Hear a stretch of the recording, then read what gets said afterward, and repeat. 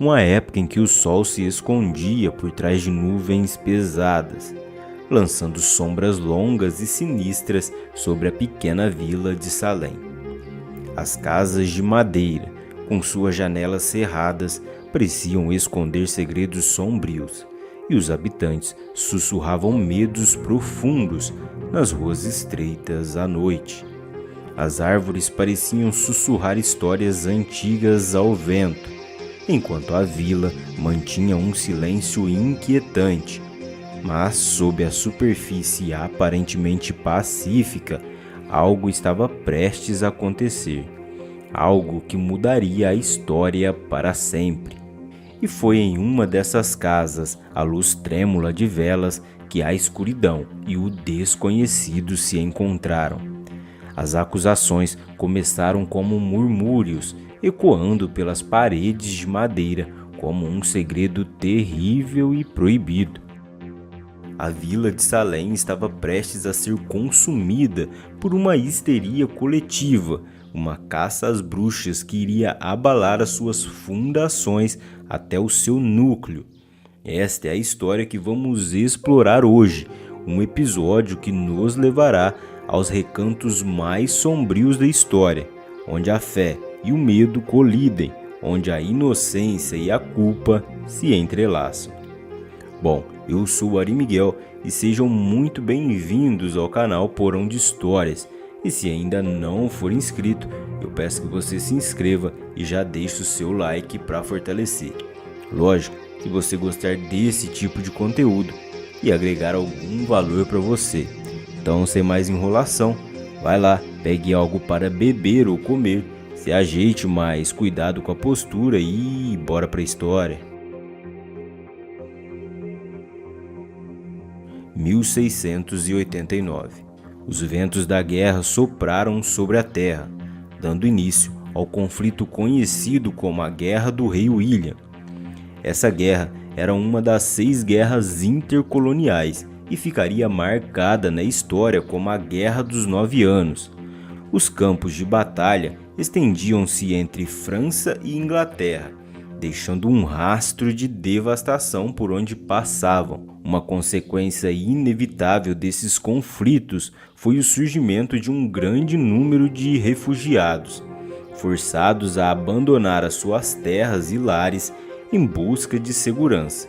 Entre esses refugiados encontravam-se aqueles que buscaram abrigo na pacífica vila de Salem, localizada no condado de Essex, nos Estados Unidos. A chegada dos refugiados à vila trouxe consigo um clima de desconfiança que pairou sobre Salem como uma sombra.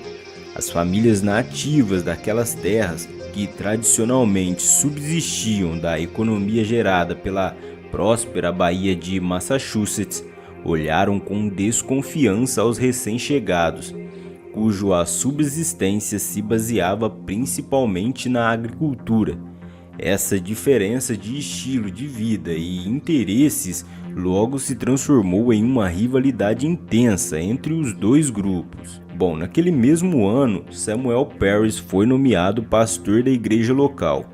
Antes, um comerciante, estava em processo de transição de carreira, agora se dedicando ao sacerdócio.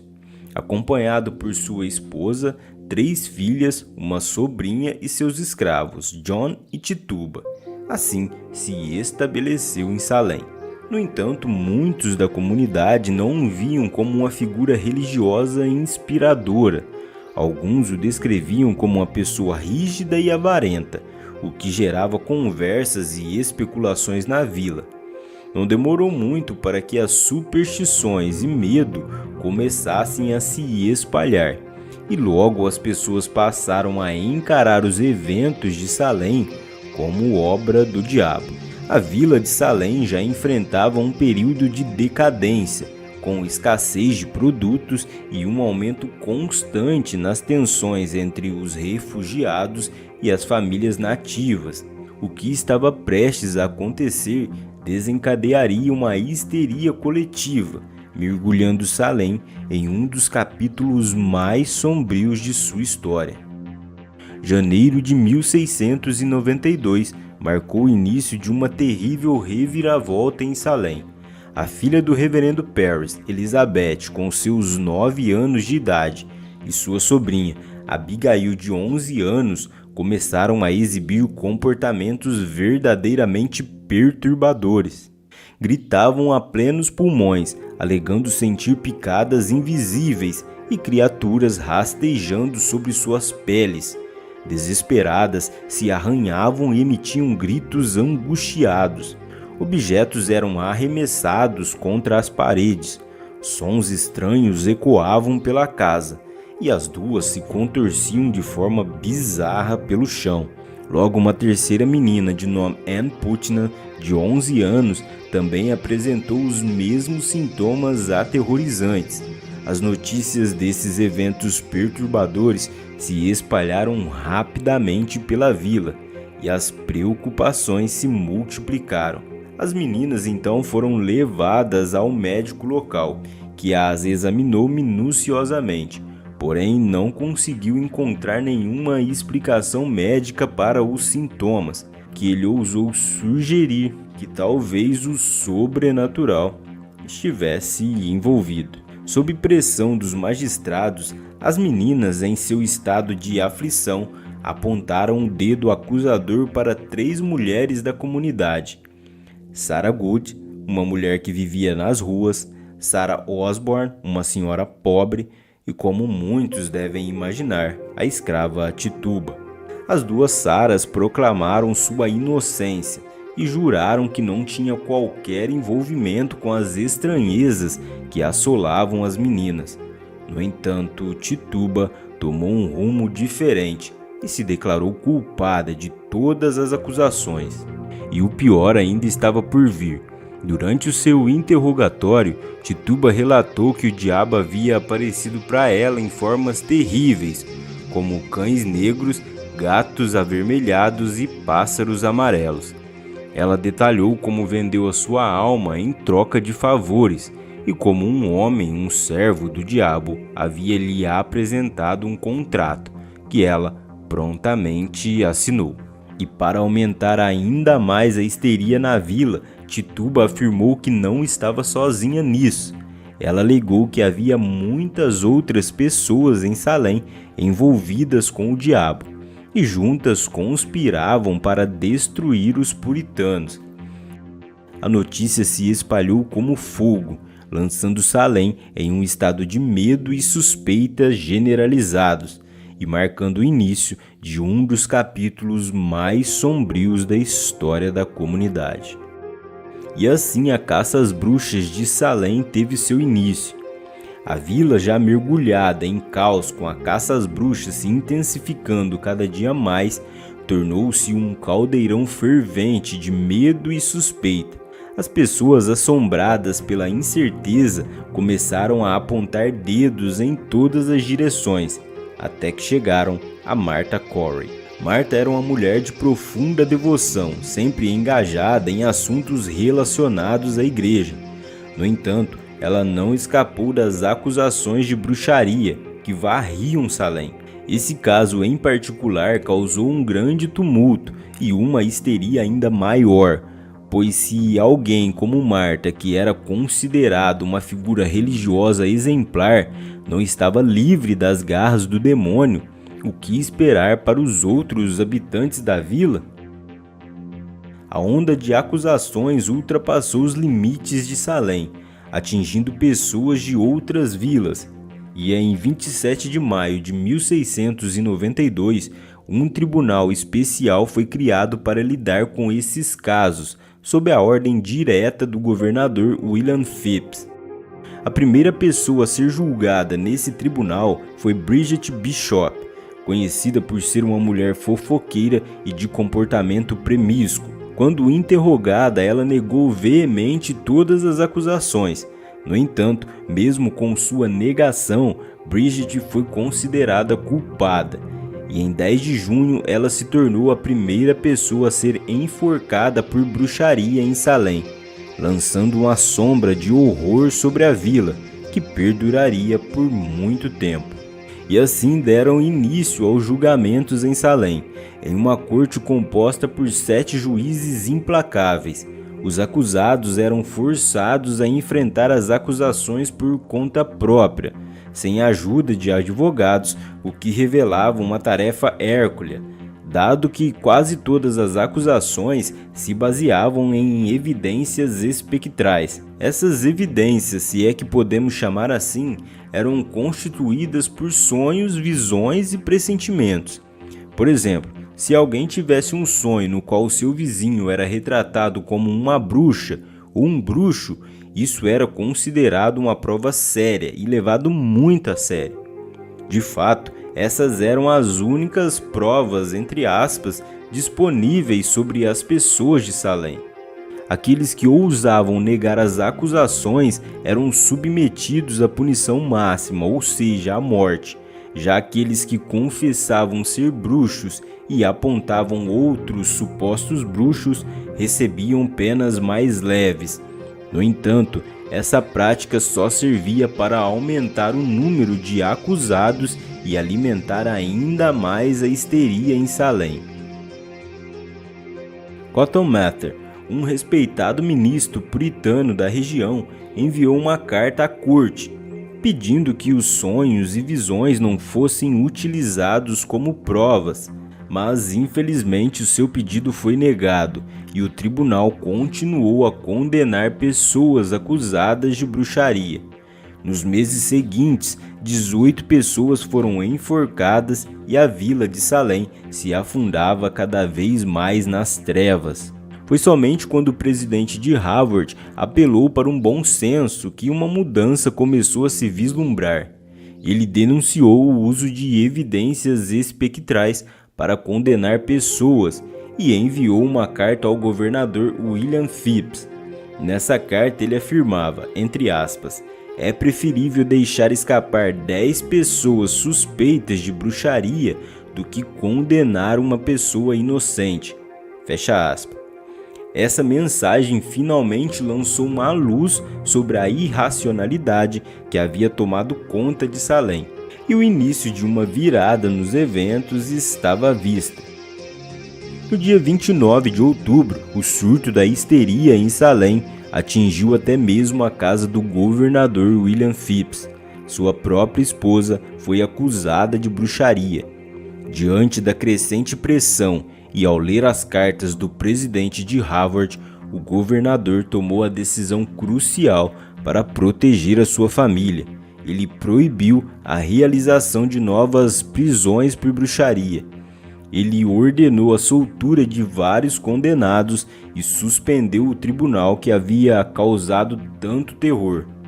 Para retomar os julgamentos de bruxaria, ele estabeleceu o Superior Tribunal de Magistratura, onde o uso de evidências espectrais estava proibido. No ano seguinte, em janeiro e fevereiro, os julgamentos foram concluídos, agora sem o uso de visões e sonhos como provas. Das 50 pessoas envolvidas, apenas 3 foram condenadas. Em maio de 1693, o governador concedeu perdão a todos os que haviam sido detidos sob suspeitas de bruxaria. No total, 200 pessoas foram condenadas pelo crime de bruxaria. 19 foram enforcadas, uma delas esmagada por 2 grandes pedras, e várias perderam a sua vida nas prisões. As que sobreviveram carregam o estigma do julgamento, incapazes de levar uma vida normal. No entanto, permanecia um mistério sobre o que havia desencadeado os ataques sobrenaturais das meninas, que depois influenciaram outros casos em Salém. Diversas teorias surgiram, desde histeria coletiva até mesmo brincadeira de mau gosto. Porém, a mais aceita, no entanto, envolvia um tipo de fungo presente no centeio estragado, contendo uma substância que fazia parte da composição do LSD. Esse fungo causava ergotismo, que resultava em espasmos, convulsões e sensação de algo rastejando sobre a pele, alucinações e delírio. Quanto à confissão da escrava Tituba, talvez ela estivesse cansada da situação e sem esperanças de escapar. Ao confessar, plantou uma semente que acabou devastando a vila. Em maio de 1697, o Tribunal Geral de Massachusetts ordenou um dia de jejum em memória das vítimas. Mais tarde, muitos envolvidos nos julgamentos, incluindo juízes e magistrados, confessaram publicamente que haviam errado e assumiram a culpa por terem associado dezenas de pessoas a atos de bruxaria. Em 1702, a corte anulou e declarou que todos os julgamentos haviam sido ilegais. Em 1711, uma lei foi criada para restaurar os nomes das famílias e indenizar os seus herdeiros com cerca de 600 libras. No entanto, somente 2 séculos depois, em 1957, que o governo de Massachusetts formalizou um pedido de desculpas aos descendentes das vítimas, mas foi somente em 2001 que os últimos 11 dos condenados foram oficialmente exonerados, encerrando assim um capítulo sombrio da história de Salem. E assim a história sombria da caça às bruxas de Salem chegou ao seu doloroso encerramento. Após anos de histeria, injustiça e sofrimento, a vila de Salem e seus habitantes finalmente conseguiram encontrar a redenção e a verdade. As acusações infundadas baseadas em visões e sonhos deram lugar à razão e ao bom senso. O governador William Phips tomou medidas decisivas para interromper a loucura que havia assolado a comunidade, proibindo novas prisões por bruxaria e suspendendo o tribunal que havia condenado tantos inocentes. Os julgamentos subsequentes, agora conduzidos com critérios mais justos, resultaram em poucas condenações, e as pessoas inocentes puderam recomeçar as suas vidas. A população de Massachusetts reconheceu o erro e se uniu em memória das vítimas, refletindo sobre a tragédia que havia ocorrido em sua comunidade. Com o tempo, a justiça prevaleceu e as leis foram alteradas para restaurar os nomes das famílias injustamente manchados e indenizar os seus herdeiros. As lições amargas da caça às bruxas em Salem serviram como um lembrete de quão frágil pode ser a justiça quando o medo e a superstição prevalecem sobre a razão. Hoje lembramos desse capítulo sombrio da história como um lembrete das consequências terríveis da intolerância e do preconceito.